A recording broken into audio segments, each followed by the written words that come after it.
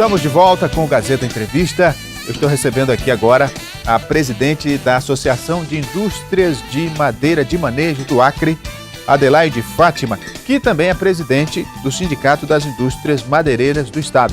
Olha, tem um assunto aí que está sendo, digamos, mal compreendido pela população e agora a gente vai aproveitar para explicar, que é a respeito de uma portaria do Ministério do Meio Ambiente, publicada no fim do ano passado, que altera a lista de espécies consideradas em situação vulnerável ou consideradas em extinção, espécies da flora, madeira. E a indústria madeireira do Acre, que é um dos setores mais fortes da nossa economia, está se sentindo prejudicada por conta dessa portaria.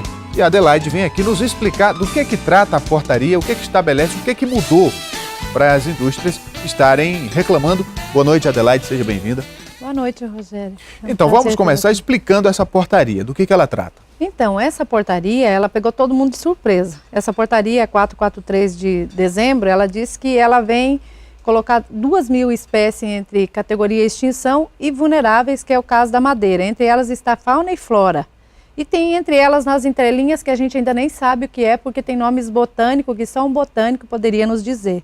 E isso criou uma situação desconfortável, mas que a gente teve já, graças a Deus, uma reunião em Brasília com a bancada, onde nos acompanharam o deputado Alan Rick e o deputado Léo, do PT, e ali junto com os parlamentares de Rondônia, senadores, empresários e a CNI como mediadora, né, a Confederação Nacional da Indústria, houve um embate com a ministra, a primeiro momento. Mas o que estabelece a portaria? O que restringe na atividade? A portaria, para nós, para o setor florestal da Amazônia, restringe 7 espécies, que são as que mais nós utilizamos. Quais espécies? E são as que mais ocorrem. É a garapeira, que é cumaru cetim, que o acreano chama. É a cerejeira, que é a principal que os nossos moveleiros utilizam. Aí vem o cedro, a itaúba, o angelim, o roxinho e o jatobá, que é o jutaí. Então são 7, entre elas estão essas espécies. E ainda entrou até o cipó do daime. E aí, de que categoria essas espécies passam? Para que categoria elas vão? Elas passam para vulneráveis e a qualquer momento pode lá alguém chegar a uma conclusão que elas estão em extinção. Então foi isso que nós fomos a Brasília questionar onde foram feitos esses estudos. E aí elas sendo vulneráveis, como é que se estabelece o uso delas? O que restringe? Ela, na verdade, ela teve algumas mudanças na hora de você poder protocolar o teu plano de manejo. Antes a gente tirava uma quantidade X, de 3 passou para 4 e de 10% que a gente deixava de porta-semente passou para 15%. Então, isso foi a mudança que a gente já fazia aqui no Acre. Então, para nós, nisso não tivemos perca nenhuma. O problema maior foi que, a partir do momento que eles entram, que o Senseflora, que foi esse Centro Nacional de Conservação do Rio de Janeiro, que fez essa avaliação, você não tem como garantir para o teu comprador, para a pessoa que está comercializando essa madeira, que essa madeira não vai a qualquer hora entrar na categoria extinção. E são as madeiras que mais ocorrem no Acre e nós não podemos permitir... Mas, Adelaide, eu estive estudando a portaria e veja que no artigo 3º, que ela diz o seguinte: para as espécies da lista, classificadas na categoria vulnerável, que são essas que ela citou, poderá ser permitido o manejo sustentável, a ser regulamentado por este Ministério e autorizado pelo órgão ambiental competente. Quer dizer, aqui libera o uso para as espécies vulneráveis. Sim, a portaria ela diz isso, mas não deixou confortável os nossos órgãos que fazem a liberação dos manejos. Eles não estavam se sentindo confortável porque eles dizem que estava confusa. Aí foi nessa reunião que a gente teve com os nossos parlamentares e com os empresários, que daí, logo em seguida, como ela prometeu, a ministra, ela lançou uma IN no dia 12 de fevereiro, né, esclarecendo a portaria. Então, quanto ao manejo, a gente está tranquilo. Não tem mais dúvida nem para nossos engenheiros florestais e também para as instituições que fazem a liberação do manejo. O que a nossa luta agora é trabalhar na questão para que essas espécies, a gente apresente os estudos, porque até então ali nós estamos contando com a Embrapa, né, com a FUNTAC, que são as instituições de pesquisa, para provar que essas espécies são as que mais ocorrem no estado do Acre. Para tirar da categoria vulnerável. Para tirar da categoria vulnerável, né? E então, quanto ao manejo, nós já estamos, depois dessa IN, depois dessa intervenção política federal, e também ontem, quando estive em Brasília, conversei com o senador Gladys, também que está entrando na causa, né? Os outros deputados federais. Agora a gente só vai para a luta para poder tirar da categoria vulnerável. Nós estamos pedindo 6 meses de revogação a 1 ano para poder apresentar os estudos para que saia, para que a indústria não venha correr nenhum mais atropelo como foi. Você falou ainda há pouco que o comprador dessas espécies, quando elas passam a categoria vulnerável, ele se retrai de fazer negócio envolvendo essas espécies. E até que ponto isso está, digamos assim, juridicamente comprovado, né? Porque é uma portaria que ao mesmo tempo que restringe, mas também o artigo 3º libera. Mas aí que tá. Ele libera, mas ela continua vulnerável. E aí isso aconteceu há uns 15 anos atrás com o mogno. Sim. E aí, a qualquer momento, vem uma lei dizendo que está proibido, que ele está em extinção. O mogno aconteceu isso na época do Fernando Henrique, do presidente. Então você já tem um passado. Já tem um passado. E aí veio, quando a ministra do Meio Ambiente entrou, a Marina, com todo o trabalho aqui do Acre, a gente conseguiu, junto com o Amazon, provar que o mogno não estava em extinção. Principalmente no estado do Acre e no Amazônia, que a nossa produção começou há 15 anos, né? Manejo.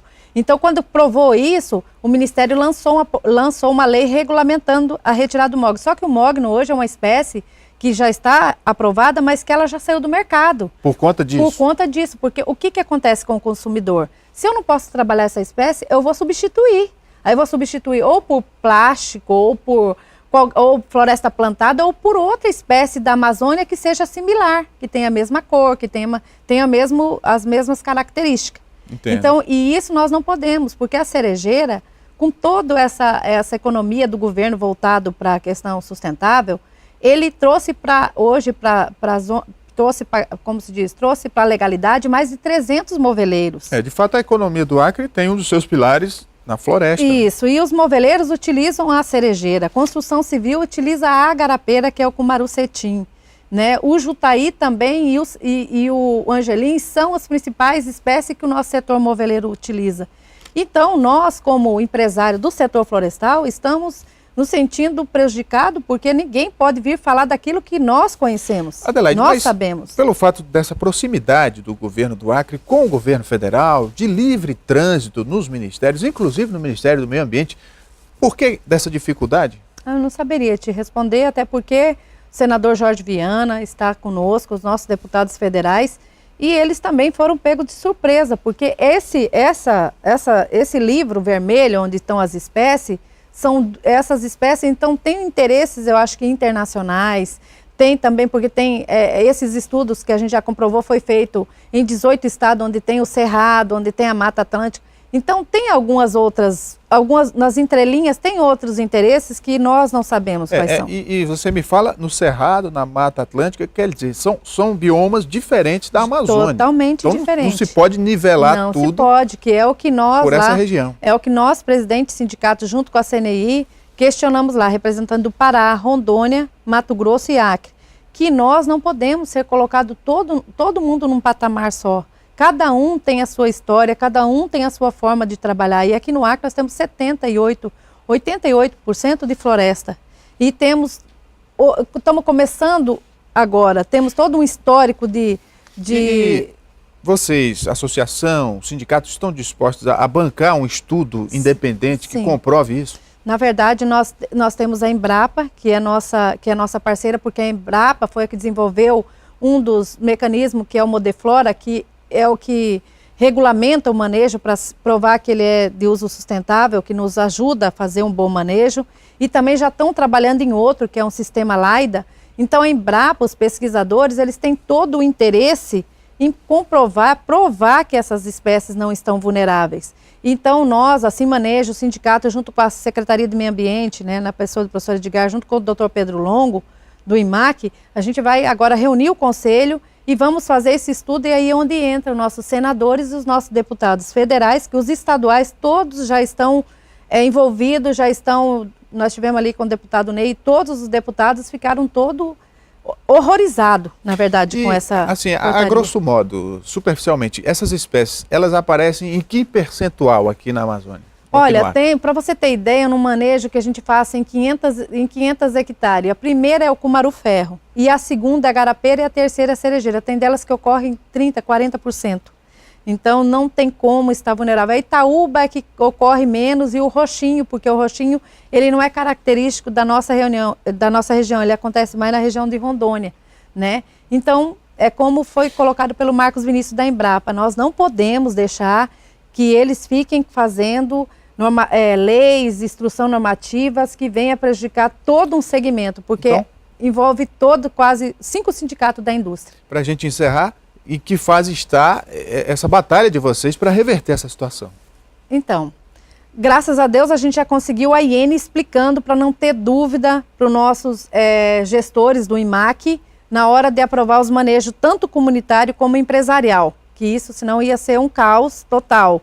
Né? A universidade está com a gente também, né?